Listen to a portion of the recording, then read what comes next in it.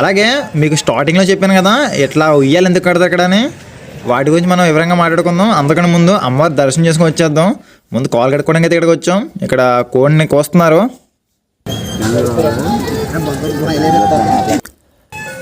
శ్రీ లక్ష్మీ దుర్గా అమ్మవారి దేవస్థానం, మురారి, తూర్పుగోదావరి జిల్లా.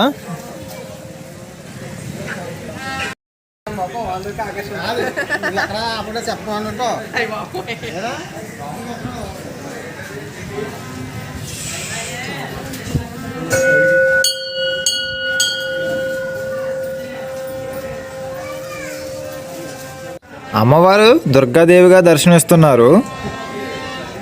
అమ్మవారు అయితే ఇక్కడ గుడి కట్టొద్దన్నారంట, చెట్టు కిందే ఉంటానన్నారంట, యాప్ చెట్టు కిందే.